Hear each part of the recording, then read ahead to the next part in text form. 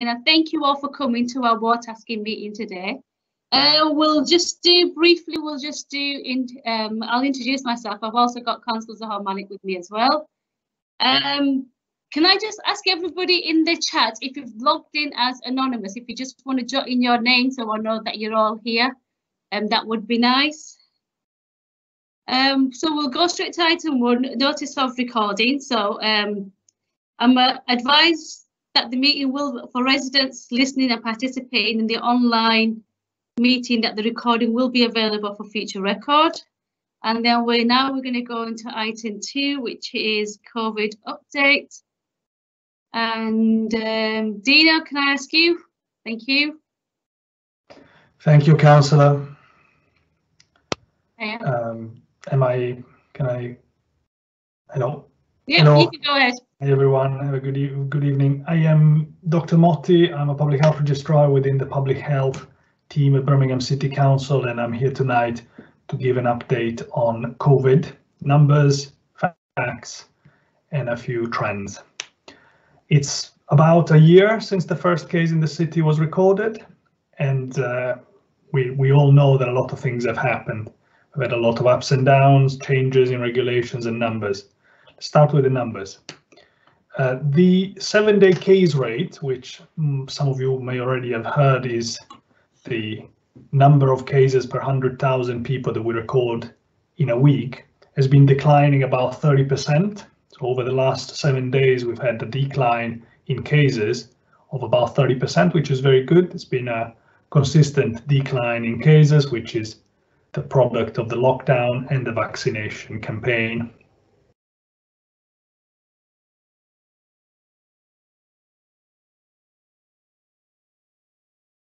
Among upper tier authorities, and transmission is happening mainly within households and during social interaction. So it's very important that we still keep our social distancing, hands, face and space, because we're doing well and the numbers are showing that. Across the West Midlands, we see the same trends. We are among the local authorities with a good consistent decline, as I said, of 30%. And nationally, we're following again the trend of all major cities, and we are declining a little bit faster, I would say. We see, for example, Leeds declining 20%, Newcastle 26%, Sheffield 14%. Nottingham is still the local authority with the highest rate. Second is Manchester, and then it's us, but we're declining fast, so that sort of list may change.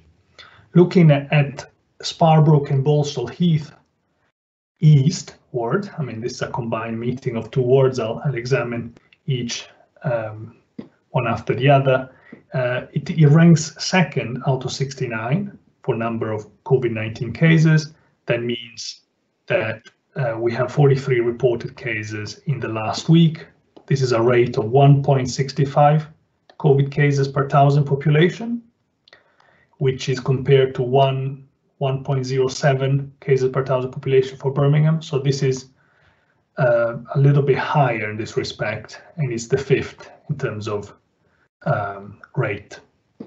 The breakdown in terms of population shows that the majority of cases happens in the age groups between 20 and 40, and this accounts for about 40% of the cases, and in the age group between 40 and 59 years of age, and this accounts for about 30% of cases. And this is roughly in the same ballpark as the rest of the city. There isn't much difference in this. With regards instead to Balsall Heath West Ward, this ranks 19th out of 69 wards in terms of absolute number of COVID cases, and we've had 25 reported cases. In terms of rates, instead, is still higher than the average in Birmingham, with 1.55 COVID cases per 1,000 population compared to the 1.07 for the whole of Birmingham, and this puts it 10th out of 69 wards in terms of rates. The number of cases per age group is not very different from the rest of Birmingham. We see a little bit of a higher percentage among the 20 to 40-year-olds, which accounts for almost 50%. Otherwise, it's pretty much in line. Any ethnic differences are obviously imputable to the different population of the wards. In both cases, we see a significant number of cases among the Asian population. As I was saying, it's been about a year since the first recorded cases, and many things have changed. One of the biggest things that has changed is vaccination.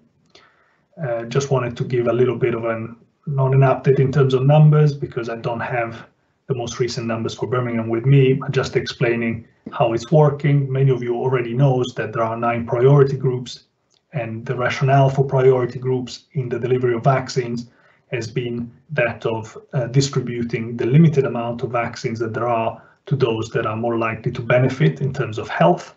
So we're trying to avoid severe disease and hospitalization and death. And those 9 priorities have been identified to prioritize the groups that are at higher risk.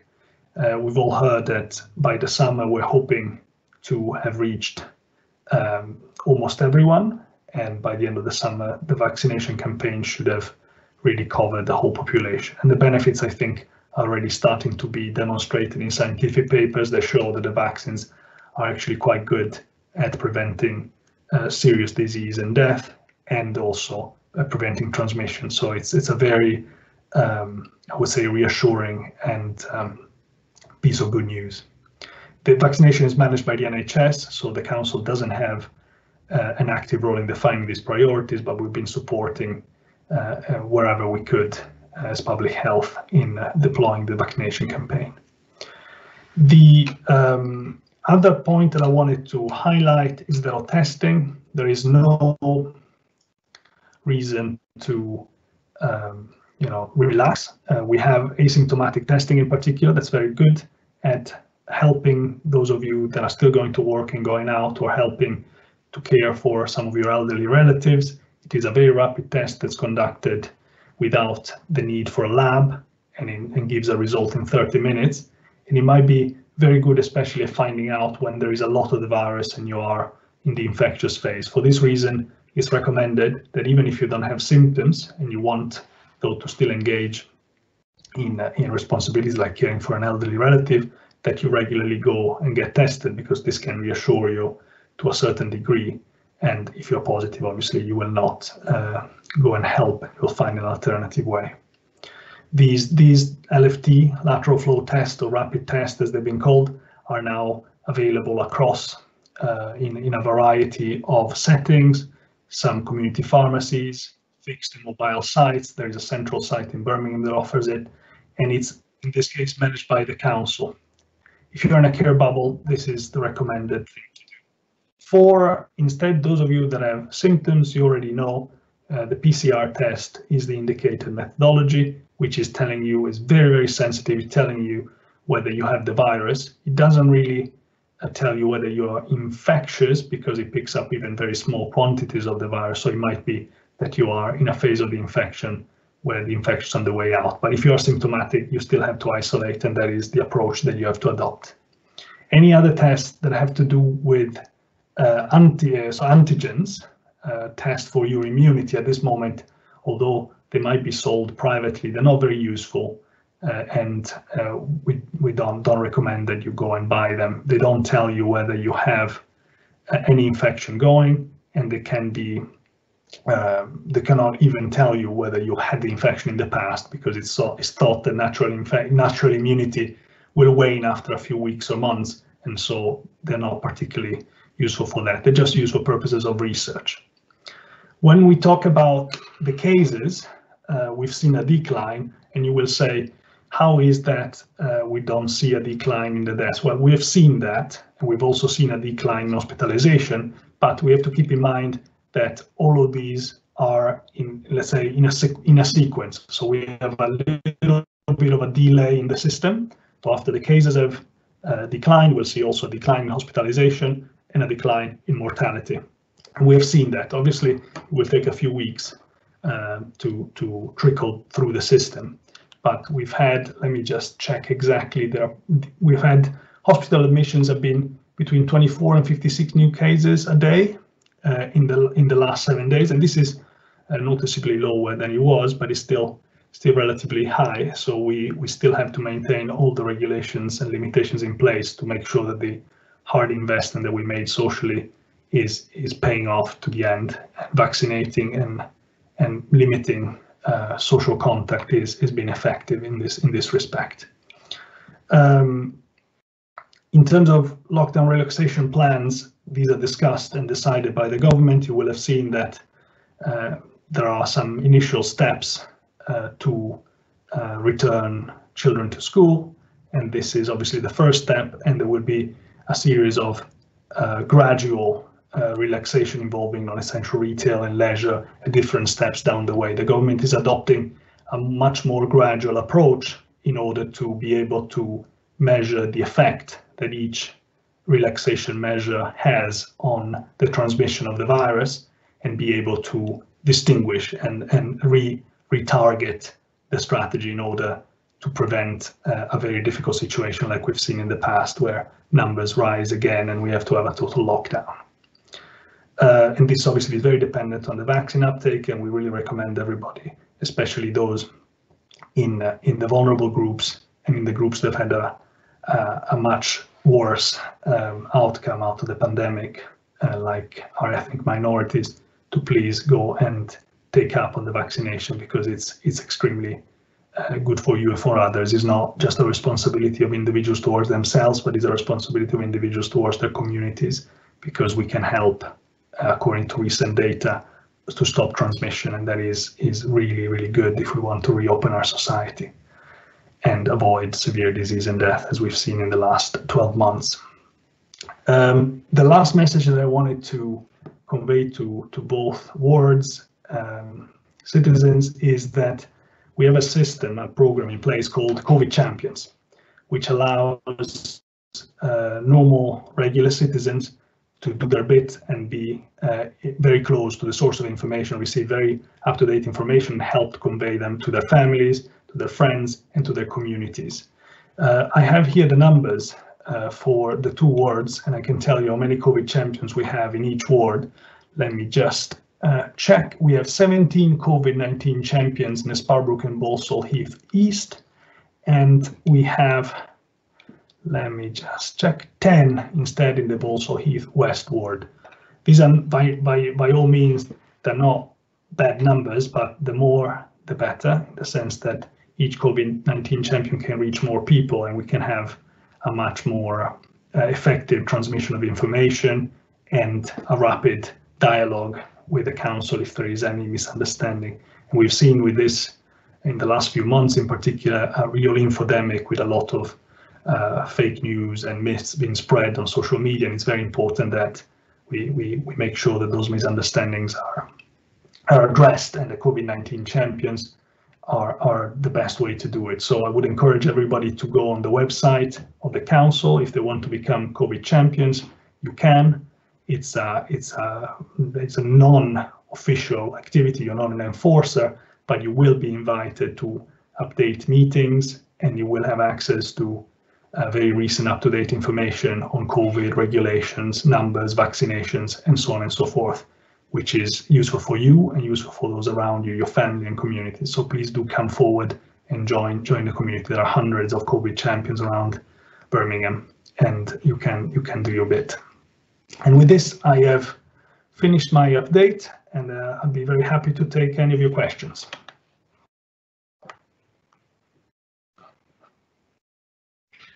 Thank you, Dita. And somebody was trying to ask a question, but they haven't actually sent it to me yet. So I'm just waiting for that question. Just a couple of points people have asked on a general basis about is it safe for children to go back to school starting Monday? The rapid flow test that they will be doing in schools, is it necessary for children to have these tests done? So if you want to answer that, and I'm just going to read this question that just come through. The lateral flow test, as we said, is a very rapid test that obviously allows to find out if a person is infected, and by repeating it regularly, we can make sure that we catch those cases early and we prevent the chain of transmission. This is in no way different than what we've been doing across the lockdown. And in schools, obviously, we have a possibility to do that, like we've done in care homes and in care settings, to make sure that when children are all together in a room, we have identified if any of them is infectious. In terms of safety itself, I believe that there's been a balance of risk here, and Public Health England, the government, have done their part in assessing what is the risk, and what is the risk also to the sort of health and education of children that have been away from formal education for a while. So as I was saying, everything is done in a way that minimizes risk as possible, and testing is certainly a very important part of this.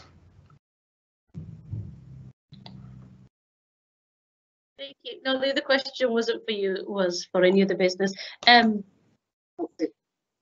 we just give a shout out to Clifton Road Mosque as well for all the hard work that they've done, because they're a vaccine centre now, so that's a plus, and it's a mosque.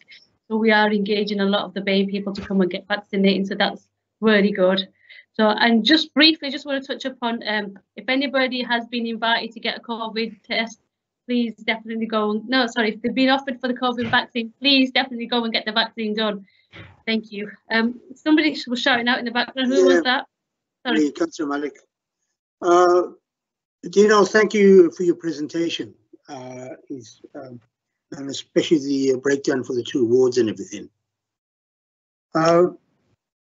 I just want to touch on the 2 issues, BAME issue and the COVID champions issue.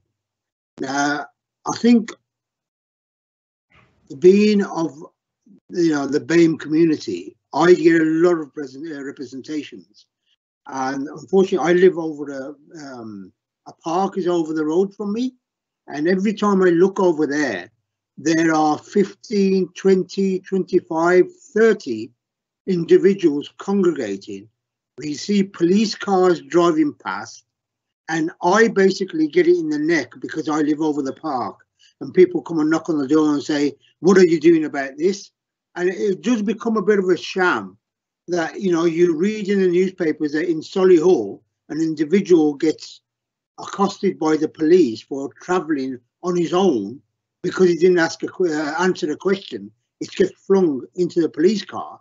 And yet in the BAME area, now I'm just concentrating on the BAME area now, because predominantly Balsall Heath East, West and Sparkbrook are BAME communities. Now, if you were to take a walk or even a drive down Ladypool Road, down Stratford Road, down Moseley Road, you can't tell the difference if there is an issue in regards to COVID, because it's business as normal, and people are turning around and saying, why is it that they target the BAME community and say, the BAME community, the numbers are high and all of that.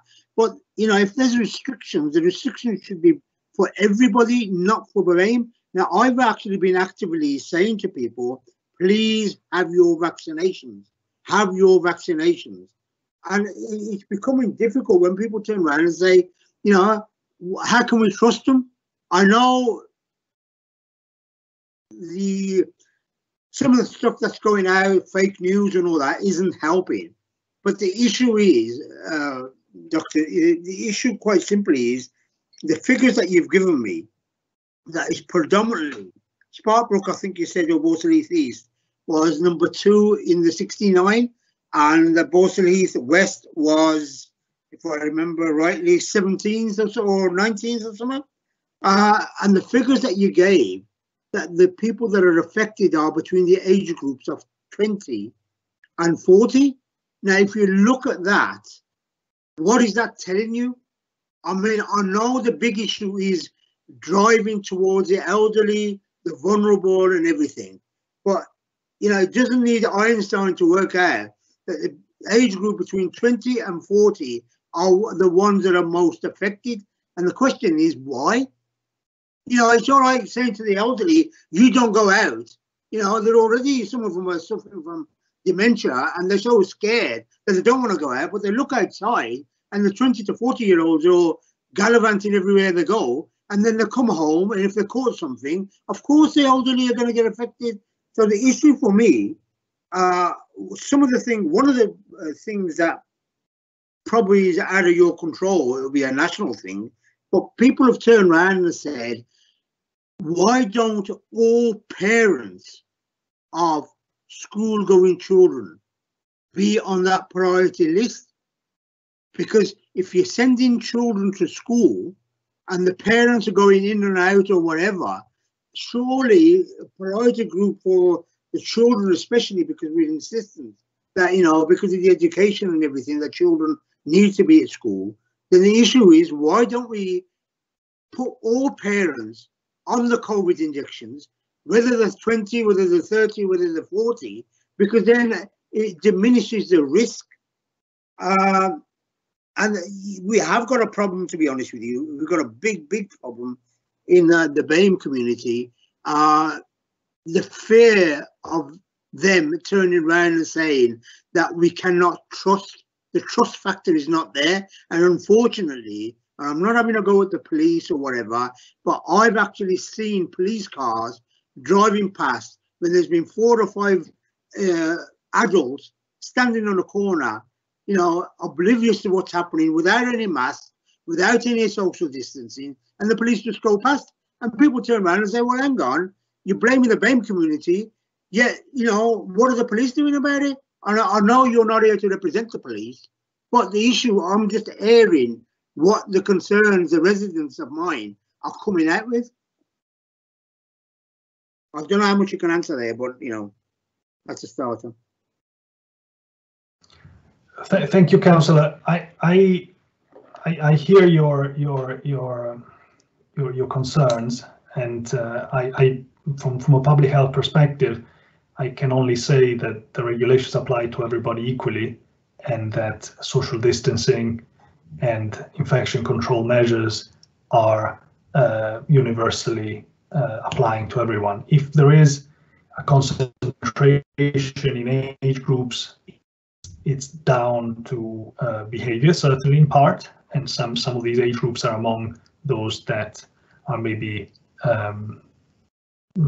working in certain occupations. I don't have the breakdown of the epidemiological analysis to explain exactly how the concentration is among these groups, but the data shows that groups that are made up of children and the elderly, and given that obviously schools have been closed for a while and the elderly are retired in many cases and don't need to go to work, we see a decline in those because of this reason, while other groups are a little bit more exposed to social contact due to the occupation. And that's where the lateral flow testing can be very helpful for those that have not been able to work from home, because it can help to identify early the infected individuals.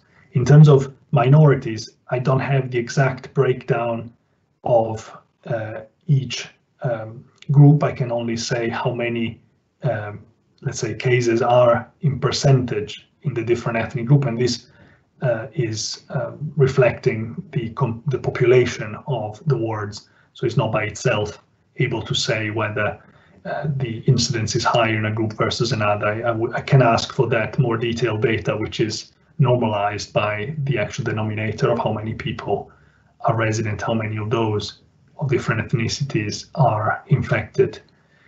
With regards to the police, I did not exactly understand your point, but I certainly do not condone. I mean, and this is done. I can say this as a person and as a professional. I do not condone any inequalities in the administration of regulations towards any group or minority. I think it's not a good thing, and obviously it doesn't help with the issue of trust, which we've seen. It's an historic barrier to accessing healthcare services and public health preventative services like vaccination. So by all means, I think there needs to be a trust into the authorities, and authorities have to behave fairly to make sure that there are no discriminations in this respect. Thank you, Dina. I don't think I've got any more questions for you. So, but if anybody does have any questions, they can just either email it to myself or to Zahara, and we'll get you the correct answers that you need. Right. So, thank you, Dino. Thank you. We'll move on to the next item, which is item 3, Green Champions Program. Sorry, Council. I still think that I am the person on camera. So I just wanted to ask let's say, how do you say, the producers behind on Teams if they can switch the camera, because I'm afraid that the moment I'll put my camera off, I'm still live, so I don't know whether people can see the presentation at the moment, for example. I think I can end that. Okay, thank you so much. Thank you. Right, over to Hamera now. Thank you. Hamera's got a short presentation that she wants to share with us. Thank you, Councillor. Good evening, everyone. So my name is Hamera Sultan. I'm a public health consultant, and also I am our Future Parks Director for Naturally Birmingham. Can I just check, councillors, can you see my presentation? Yes. Yes, we can. Okay, fantastic. I've also got a colleague here, Debbie Needle, who's introduced herself in the chat, and Debbie's our comms and engagement lead for the whole programme. So she'd be the main person that we'd be asking anybody who's more interested in this work to get in touch with. Just to give you just a really kind of brief background to everybody who's on this call today. Birmingham's been lucky enough to be one of 8 cities across the UK to receive some funding to work out how is it that we actually make a green spaces, all things nature, a part of everything that we do in the council. I'm sure a lot of people, linked to the COVID presentation that you've just heard, one of the few things that people can actually do at the moment is actually enjoy some green space. If you wanted to meet somebody outdoors, or in terms of your, the people that you live with, do something with them, green spaces currently are the one thing that's available to everybody. And I think COVID-19 has really shown just how many people do actually value them. And our green spaces in Birmingham have seen so many more people using them. So the way in which we're kind of doing this work for Naturally Birmingham is we're trying to work with various departments, be they around employment, around housing, around children, and also around health and well-being, to find ways that we can actually get green spaces fully embedded here.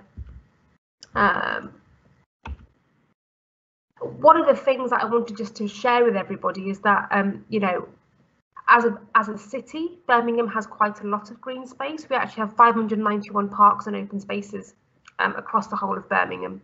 But we're also a very, very big city. We've got over 1 million people, and we know that the census has just been launched as well. So we'll be able to see how much the population really is in Birmingham at the moment. But we also know that deprivation across the city and the level of affluence varies quite a lot as well. So kind of, some parts in the north of the city, we see not very much deprivation, but we know that there are some parts around the inner parts of Birmingham that really aren't as affluent as other places. And we also know that areas that are less affluent also have less access to good quality green space. And I think my little voice is about to join the meeting. I'm sorry, councillors. Oh, this is Issa. Thank you for taking him. Papa, you gonna get Daddy? Go on, John. John, you gonna get Daddy? Cocomel's upstairs. Cocomel's upstairs. Oh! Sorry about that, folks. So yes, I was just saying that in some parts of Birmingham where we have less affluent places, the access to green spaces is not as good as it should be. So that's something that I'd like you to keep in mind as well, if you can. So when you kind of look at the particular wards that we've got here tonight that we're representing, these are just some of the green spaces that we've got on record for the Park Service. And I'm sure that people that are on this ward forum probably recognise other parts of your wards and that have green spaces that aren't represented here. We also have different mechanisms of volunteering to look after green spaces, and one of those is through Birmingham Open Spaces Forum, and that's where people can set up a Friends of Park group. So this is where local people come together from the community and decide to do extra things in the park, whether that's more litter picks or to put on activities for people to use the park. On our records, we've only got Calthorpe Park as having a Friends of Park group, but there might be others that we don't know of, or there might be other groups that are operating that aren't Friends of Park groups in the city. But what we're trying to get at here is we'd really like to hear from you. We'd like to hear about what you're doing, why you're doing it, and why it's important to you. If anybody is interested in kind of looking after their green spaces more, then Sarah Royal from Birmingham Open Spaces is a key contact to get in touch with. Some of the things that we can help you with in this programme. So we've got 4 pilots, and these reflect, if I just quickly go back, these reflect the 4 things here that I talked about. So from a children's perspective, some of our pilots, what we're doing here is we're helping the park to be a bit more meaningful to local residents. So some people have a park on their doorstep and don't sometimes even notice it. You know, we can help local schools in your area to help the school children use the park more, help you by putting in place nature trails to help families have something to do in those parks. And we can also help you with things like kind of crowdfunding as well. So it's raising money for a particular element of the park. And from an employment perspective as well, one of the key things we're trying to do is break down the stereotypes of people who work in a park. Now, I'm a British Pakistani Muslim woman living in Birmingham, and not very many people look like me when I go to parks meetings. And given we know how diverse Birmingham is, and it's 2021, that to me is something that we really need to change. So if anyone's interested, or you've got children or young adults or people that you work with or that are in your family, we've put together a skills showcase that shows, you know, all the different kinds of jobs that you could do in the green space sector. Most people think of kind of gardeners when it comes to green spaces. That's a really important job, but there are so many more. And this is what this skills showcase talks about. From a health and wellbeing perspective, if somebody's really passionate about setting up a running group, a walking group, or a Zumba group, or Tai Chi, then, you know, we can help you do that as well. And finally, one of the things that I'm really, really keen to help people think about is that green spaces come in all different shapes and forms. They don't have to be just a park to be a green space. You could have some grass verges on your street that are really important to you, and you think you could turn that into a really usable green space. Or there could be some housing, sheltered housing or social housing, and you've got some green space that you want to do something with. We can help you develop that as well. So if any of these things sound interesting to you, and you think you've heard that and you think I'd love to do something more about this, then you can become a green champion. We've just had the launch event on Tuesday, but there's still time to enrol. And the whole idea about this is, by becoming a green champion, would be connecting residents, community groups, to people in the council whose job it is to help look after green space, and also other organisations such as Birmingham Open Spaces Forum, such as TORS, the Active Wellbeing Society. The whole point of this is that we get a group of people in the city who are really passionate about green space, and we help you to do more for green spaces.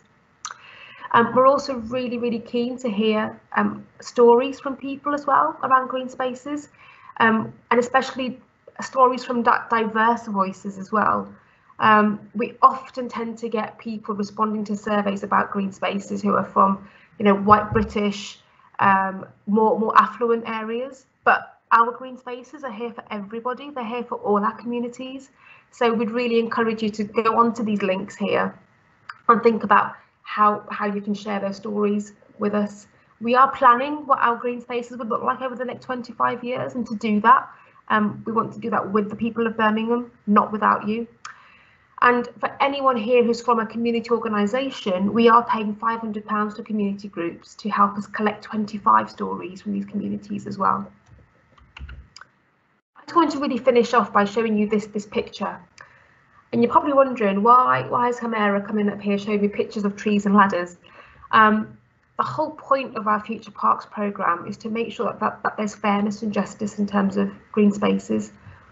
I started off by saying that we know there are parts of Birmingham that don't use green spaces in the same way that other parts do. So let's take, for example, let's imagine that our green space is this tree which is bending towards the left, and all the apples are falling that way. These two people here are already at a disadvantage. This one already is at a disadvantage. All the apples are not on their side, so this is not equal. So equality would really be about giving them both the same kinds of tools to be able to access the apples. But in this case, it just helps this person here get more apples than this person. Equity, you're starting to now say, is that let's give people who need more access to the apples, so here to the green spaces, let's give them more tools. So in this case, it's a taller ladder. But justice, it's about fixing the system. Justice is about doing something where the people that have more apples are actually doing something to help those with less. So actually here, this individual has fixed the tree. They've actually propped it up so that it actually starts to fall more, so that it's more straight, and the apples are more equally spread. So I wanted to show that here, just to kind of, hopefully it might resonate with some of you, to show that what our green spaces work is about justice and fairness. And again, if this is something that you're really passionate about, then the Green Champions programme could be for you. And this is just a big thank you to all of my team, and we'll send these slides out to everybody, so you've got information about them. But this is the person I talked about, Debbie, who's on the meeting now as well, and these are her contact details here. But like I said, we'll get these sent out via John, so everyone's got them. And that's my end of my presentation, councillors. If anybody wants to ask any questions. Well, I know you've mentioned some things about Sarah Royal, about open spaces. A couple of my residents have actually been in touch with Sarah Royal a good few months ago, or probably about 6 months ago, probably during lockdown, where they wanted to become friends of the park together. They've not heard anything, and they kind of slightly frustrated. So if you either just give Sarah Royal a little bit of a nudge. I wondered actually, councillors, if they get in touch with Debbie and myself, I'm just going to try and publish my email address if I can into the live chat. Please do contact me or Debbie, and one of us will absolutely make sure that this gets rectified, because this is Birmingham Open Spaces Forum. This is their job. So huge apologies for that. I know it's been a difficult time in COVID-19 for lots of people as well, and but absolutely, if we've got people interested in this, then we want to hear from you. So I'm just popping my contact details in. Yeah, that's fine. I also wanted to sort of touch up what Ted's just wrote, because Ted's wrote Balsall Heath Park as kind of friends group, but they haven't met for a while. But there is a group there, which I don't think it's been picked up on. So there are quite a few groups that are actually taking ownership or taking some initiative in their local parks, because it's a lifeline. It has been a lifeline. It probably will be a lifeline for us. So we want to utilise, we want to take ownership of our parks. We want to enjoy it a bit more. And obviously now that we're accessing it a lot more, so we want better facilities. So therefore there is groups out there, but like they said, they do want to sort of get in touch with Sarah and get the ball rolling for some of them. Whereas Ted's group, which is Balsall Heath Park, that's already up and running. Yeah. So, could I just respond to that point, councillor, please? Because I know he's popped in the chat about kind of that kind of the park. I think Ageing Better Sparkbrook have developed a number of activities in green spaces stopped due to COVID. Completely hear that, but we've also found ways of doing activities virtually as well. So if Ted's interested in connecting with us, or they can get in touch with myself, Debbie, who's popped an email in the chat, and myself. We've done a lot of work in Witten Lakes about trying to connect people virtually whilst we've not been able to get out into green spaces. It's not quite the same, but we've seen that it's still improved well-being and reduced anxiety for especially those who are quite isolated. So we'd be really happy to share that with Ted if you wanted to get in touch. Also, if you want to give us the slides to us, and then obviously the secretary can email them out to everybody who. Yeah, I'll do that. Yeah. Mira, I just want to say something to you, because with this COVID and everything, as you know, there's a lot of BAME community who are not computer literate. and getting information to them or getting involvement from in regards to them is quite difficult. So I don't know what you guys have thought about in improving that situation. How you see, you know, because there's a lot of, I mean, on the one hand, we're saying to the elderly and vulnerable to stay indoors, don't mix, you know, keep away. And then, you know, for the ones that are computer literate, yes, they can go on the computers and do yoga or whatever. But I'm more worried because you do have, I know, online classes that are delivered, and they are quite good in the sense that, you know, some people do get actively involved. But my concern is the people that are not computer literate. And, you know, so how, what measures have you put in place to sort of address that?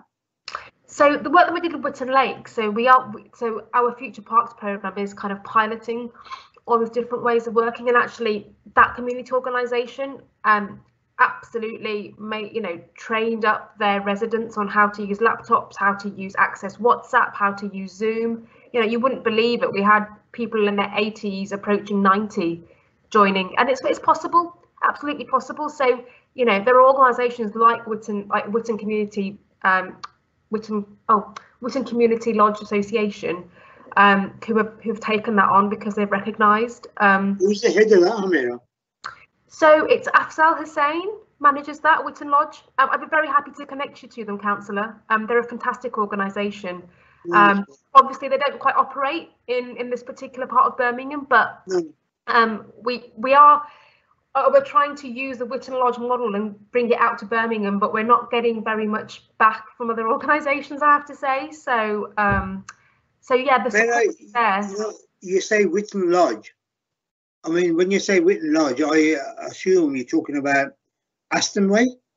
Yes, kind of like Perry Common, Stockley Green, Whitton, that kind of area, yeah. Okay, yeah. But there's no reason why we can't share what Whitton Lodge has done with other places as well. You know, and I think also this is where we'd kind of be relying on family members as well to help support those who can't always access, you know, WhatsApp maybe or Zoom and what have you. So, but I'll make a note of that, Councillor, to make sure that I introduce you to Afzal to see if there's a way that we could kind of connect their work to some community organisations in Sparkbrook and Balsall Heath. No problem at all. No, that's great. Thank you for that.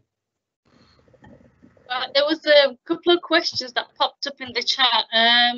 Something about Cannon Hill toilets, but they're probably closed due to the restrictions. What's the other one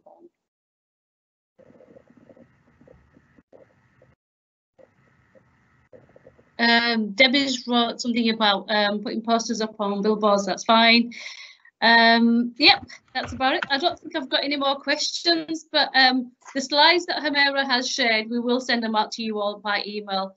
So if there's any questions, or if anybody's got any questions, just pop me an email, and if I can't answer it, I'll get Humera to answer it. So thank you, Humera. Thank you for coming, and hopefully we'll be enjoying our parks a bit more.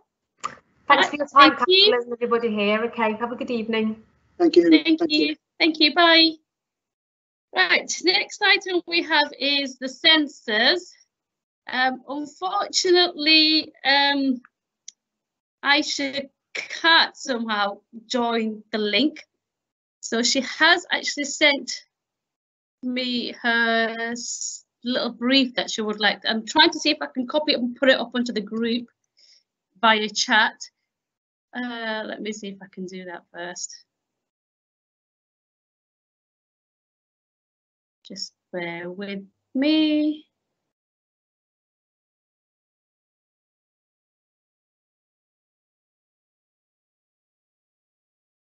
Right, I've put it up in the chat.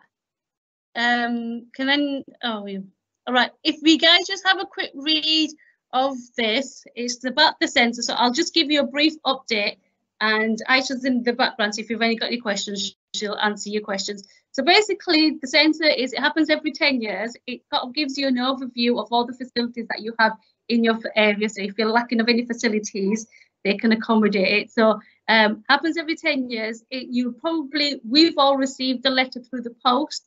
It's a little piece of paper. It's just all you need to do is just log in. It's all online. They'll give you some codes, and they'll probably take you about 10 minutes, probably 15 minutes maximum.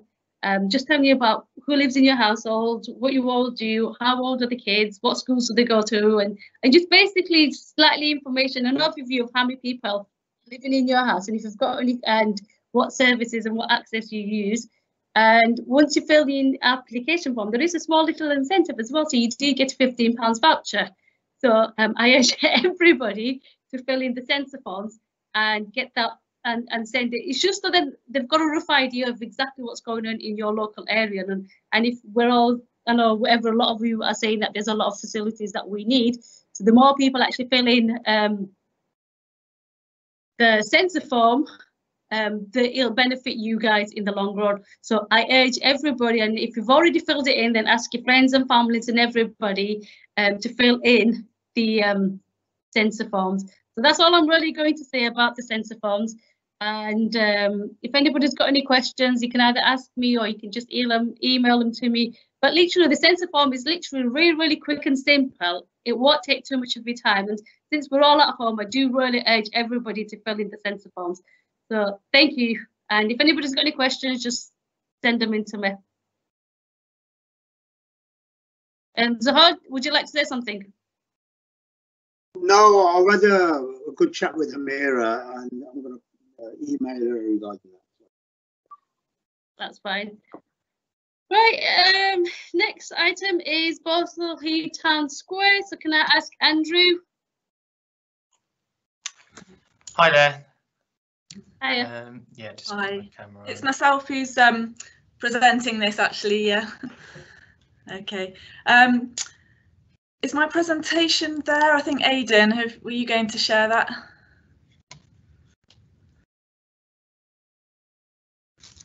Oh, that's brilliant. Okay, thank you very much. Well, yeah, I'm sure many of you will be familiar or have heard of the Town Square opportunity.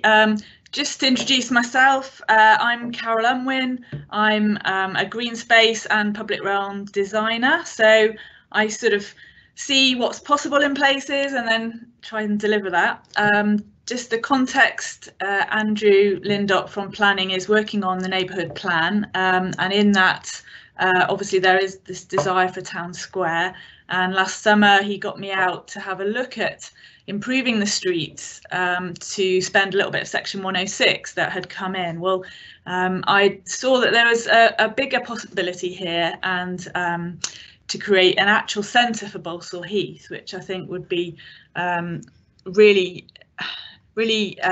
important, I guess, for giving a focus to Balsall Heath, and has the opportunity of connecting different uses, the local shops and the Moseley Baths art galleries, and connecting lots of things really. So next slide, please.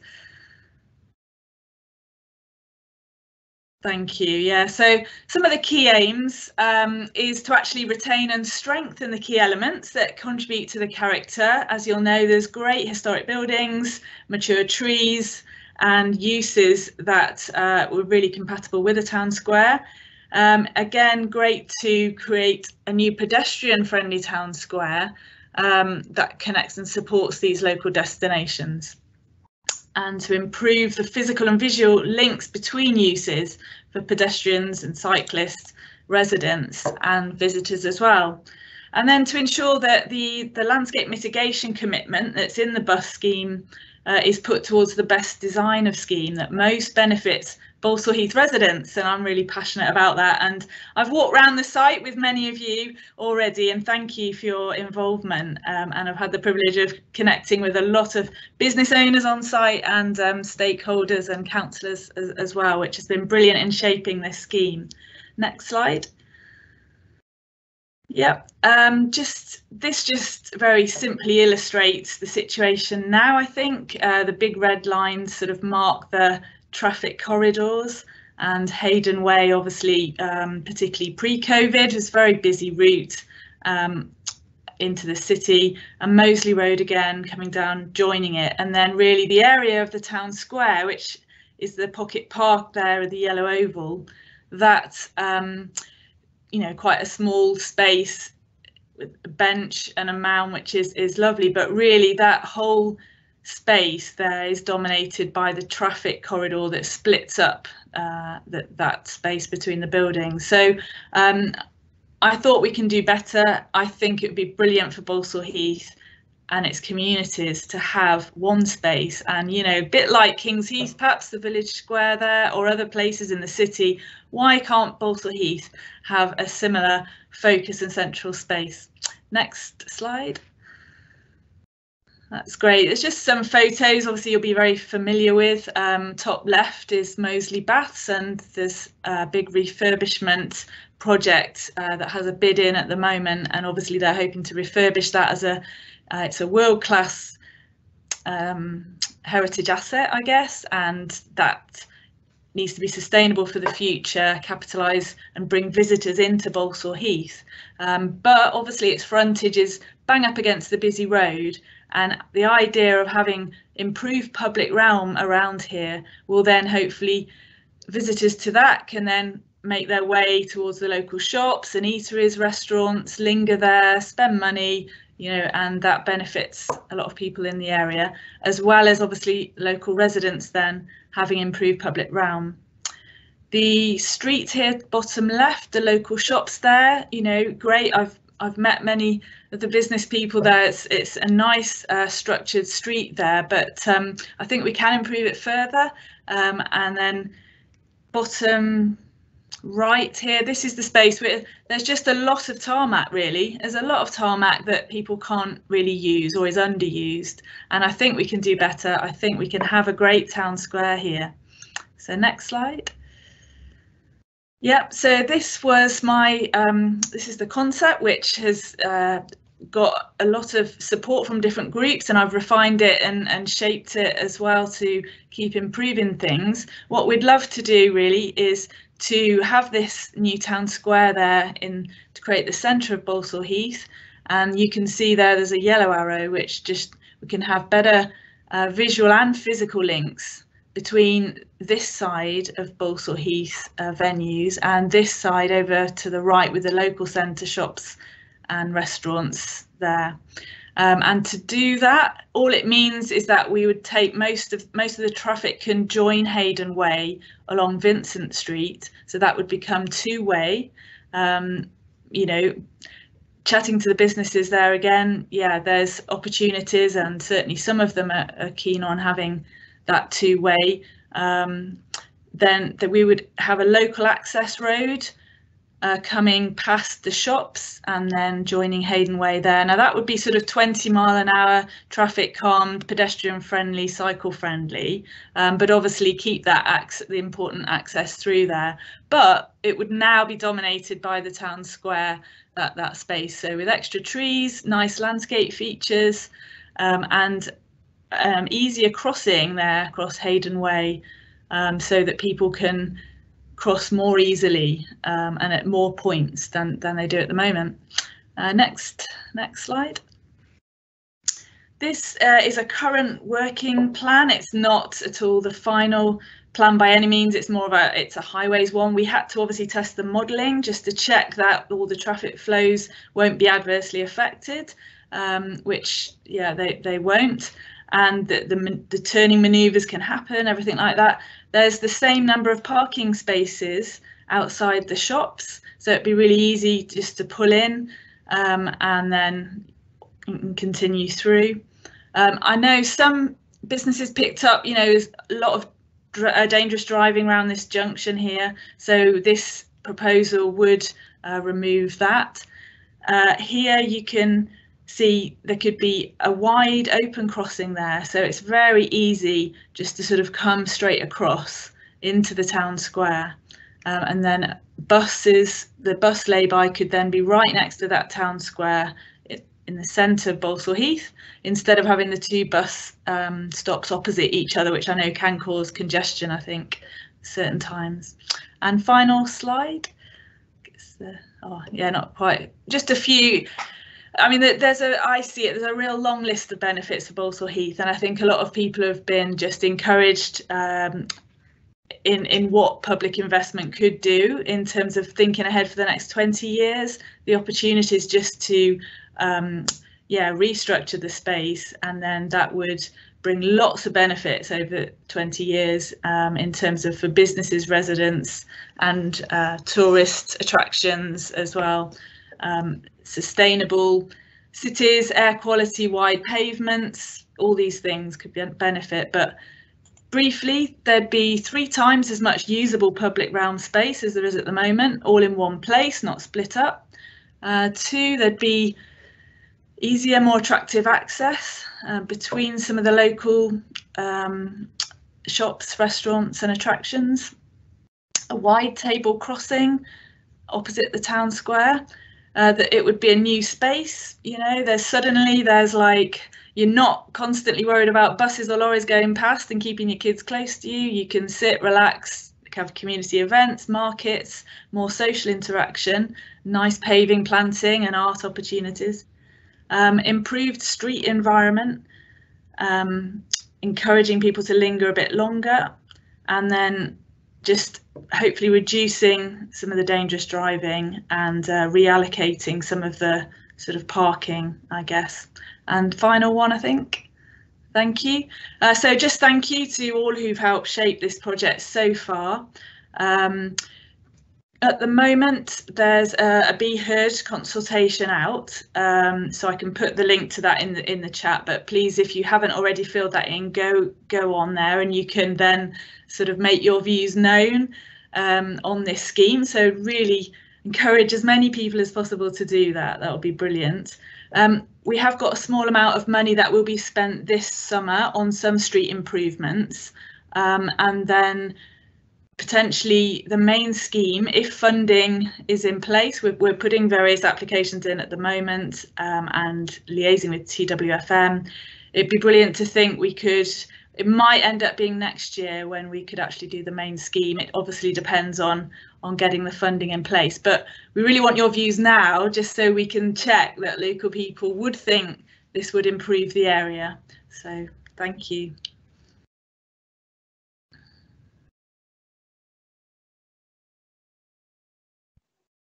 Thank you, Carol. There's a couple of comments in the chat from Ted. So if you want, can you see the comments in the chat? Yeah. Okay, yeah. Okay, gentrification. Yeah, I don't. We certainly wouldn't. We'd want it to be inclusive growth, and certainly when we've met with Councillor Bridget Jones, she's again very, very keen. Obviously, it's inclusive growth, so that's why. I mean, I've been out chatting to a lot of the businesses there, which are certainly a very diverse and representative cross section, I think. So no, that's why we're very keen to involve businesses from the area to make sure it's not gentrification. It will be growing it in the way that benefits the residents of Balsall Heath. So no, this project is firmly needs to be firmly rooted, and will be firmly rooted in Balsall Heath area and residents. Yeah, just trying to look at the other question.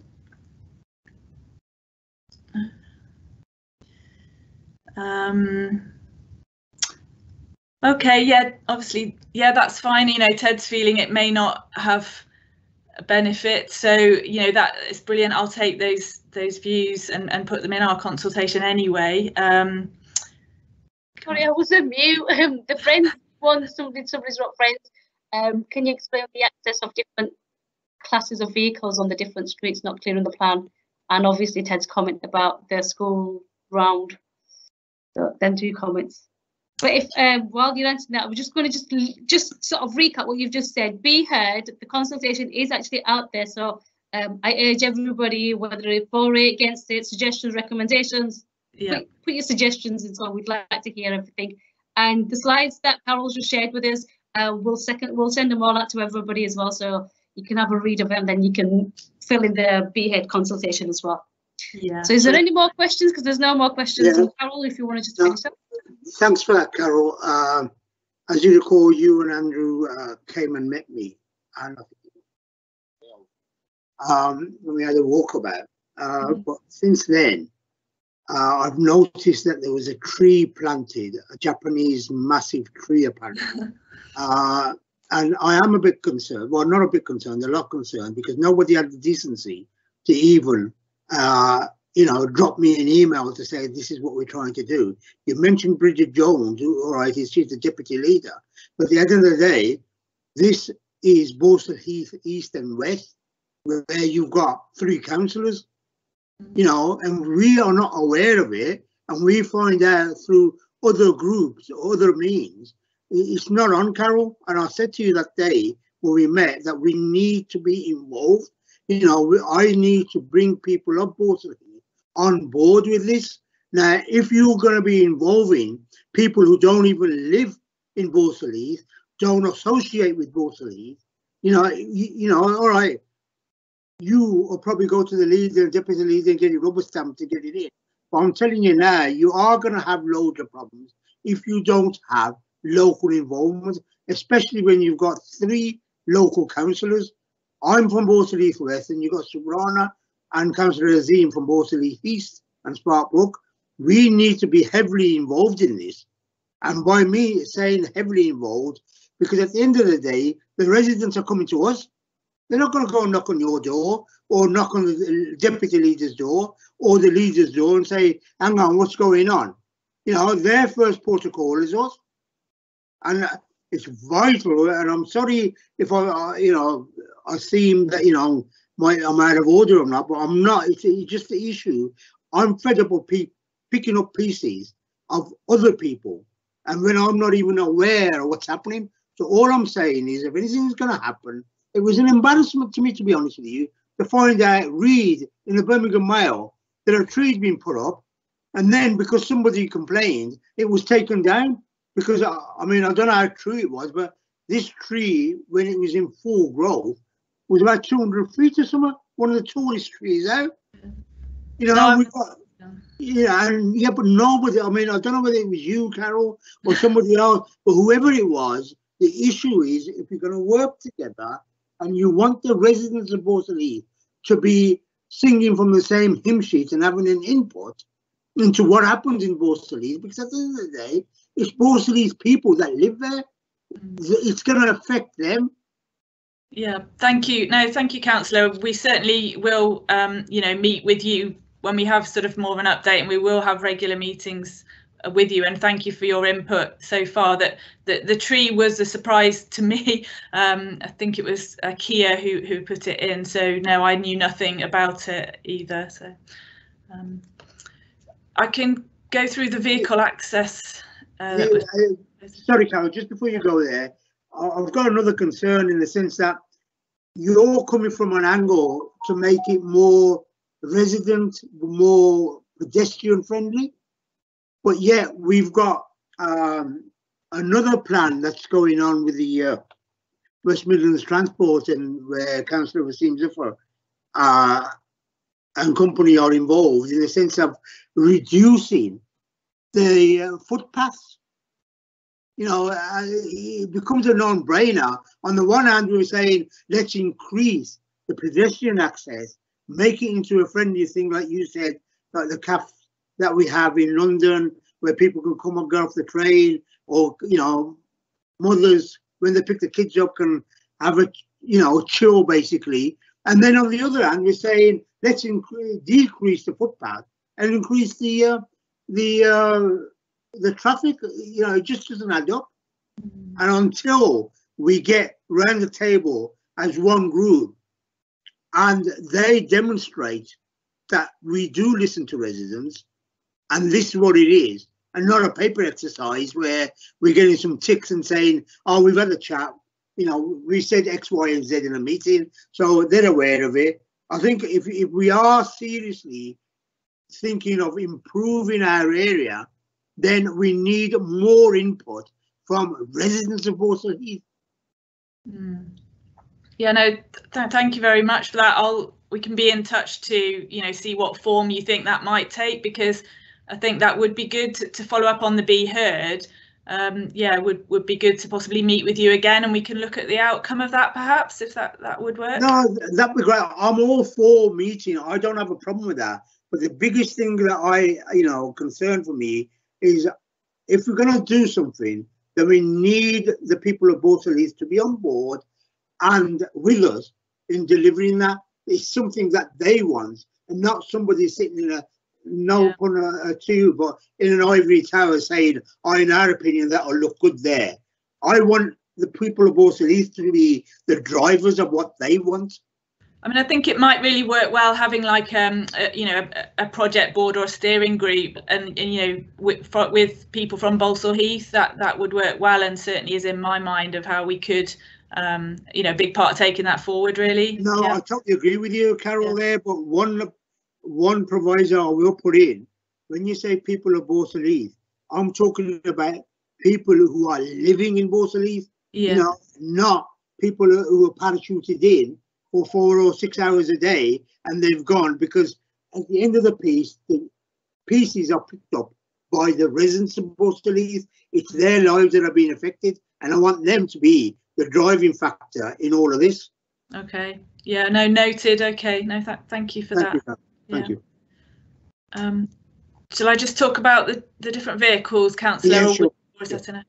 I don't know if my presentation can go back up. I don't know, but it would be really taking the sort of the lorries and buses would then go down Vincent Street instead of Moseley Road, so they would join Hayden Way via Vincent Street, and cars as well. But then cars could also go slowly to access the shops and continue as they do now to join Hayden Way, and obviously access the businesses there, the nursery and car businesses there as well.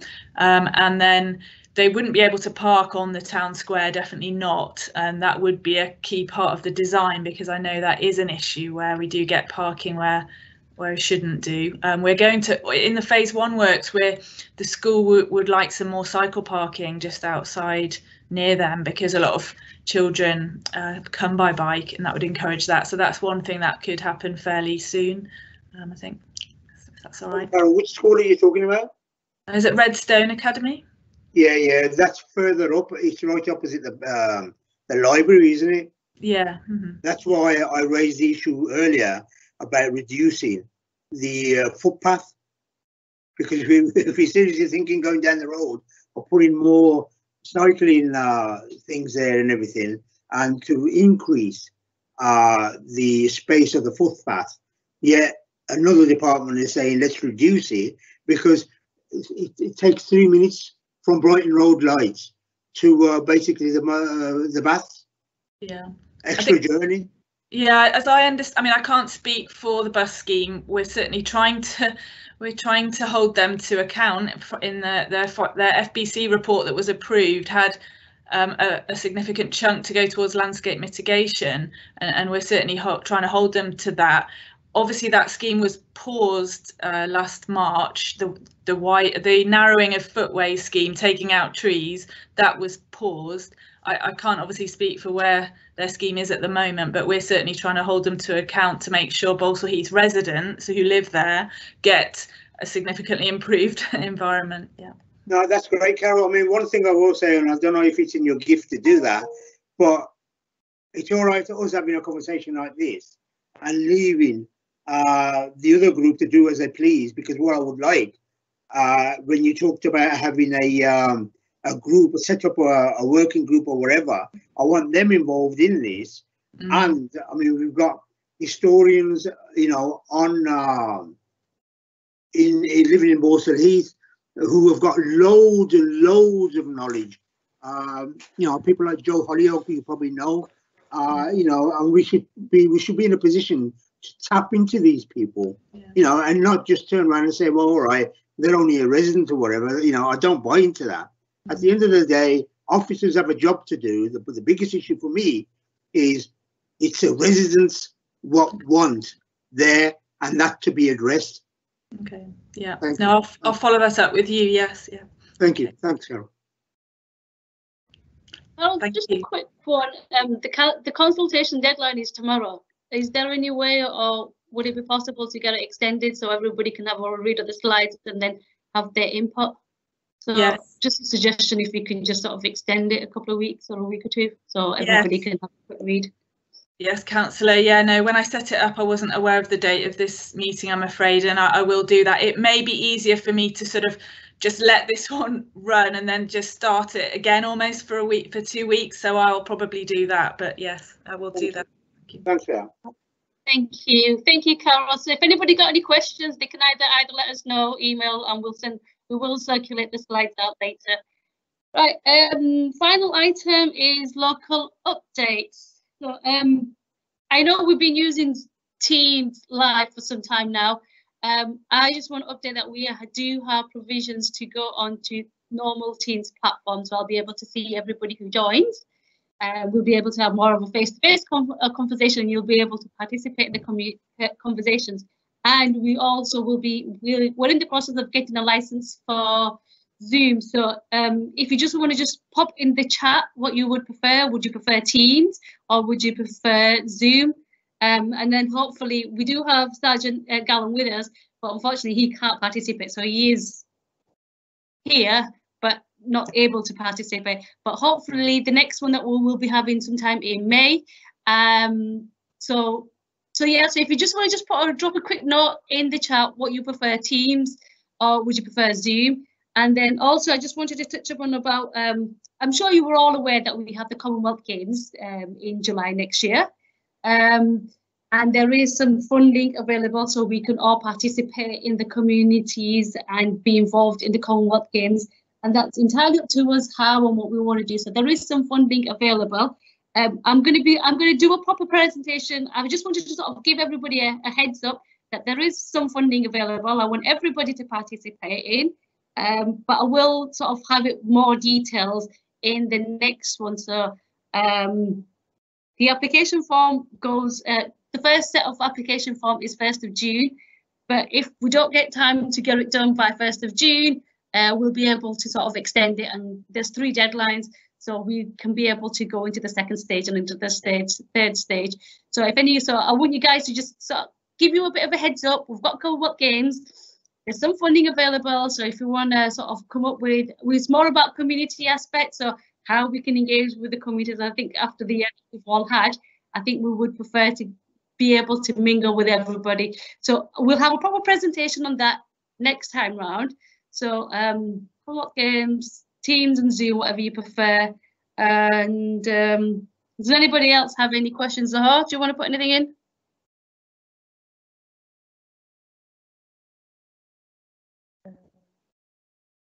Maybe not. I'm just going to have a quick read. I muted myself, it's all right. I just want to comment on the Teams or the Zoom. Personally, I mean, I think we should go with whatever is the safest method of doing it, you know, and helpful for people to participate in. Some of the things I do want to say is, I don't know if people are aware, but 8th of March is International Women's Day. And 1st of June, as you know, is going to be the how can I say a polite word towards it? It's going to be the charges are going to come into effect when you go into the city and all that. I'm going to touch on the Balsall Heath West area now. As I've said earlier, there's issues in Calthorpe Park regarding rubbish, and we've already established a park group, which they're going to pursue again. There's issues on, I mean, Chris is listening, so I have emailed everybody, but issues on Alexandra Road of antisocial behaviour, issues on Edward Road and Court Road of antisocial behaviour, people parking on corners, making it really, really unsafe. On the positive note, there's traffic calming measures agreed on Court Road because people were driving on Cleveland Road, coming from the city and driving like maniacs, and there's been loads of crashes, so speed bumps are going to be put on. There's also big issues on junction of Edward Road and Moseley Road. If you go up Edward Road, you can't turn right, and if you're coming down on Moseley Road, you can't turn right into Edward Road, but people are just doing as they please. They're not bothered. And I actually seen, as I was driving up Edward Road, a woman beeped her horn at somebody who'd actually turned right into Edward Road, and the guy just stopped his car in the middle of the road and gave her a mouthful and then drove off, which isn't nice. There's a bollard to be put on the zebra crossing by Edward Road, opposite Court Road, because there's been so many near misses that there's a gap where people tend to drive their cars in. Oh, sorry, I haven't got my camera on. I've been told off for not putting my camera on.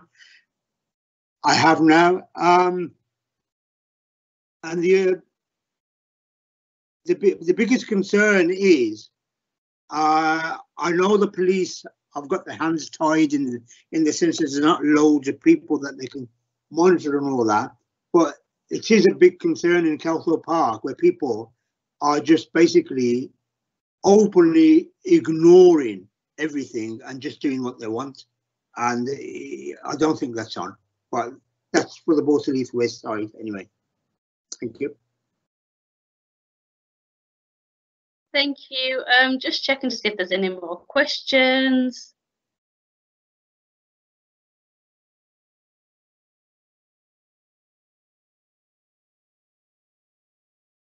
But there was somebody who mentioned something about fly tip and graffiti, but I have asked them to email me. And then that's about it. So next meeting is going to be sometime in May. Most likely will be on Zoom, considering the response we've had. So I think that's about it. So thank you, everybody. Thank you so much, and hopefully we will see you very soon. So thank you and good evening. Thank you all. Goodbye.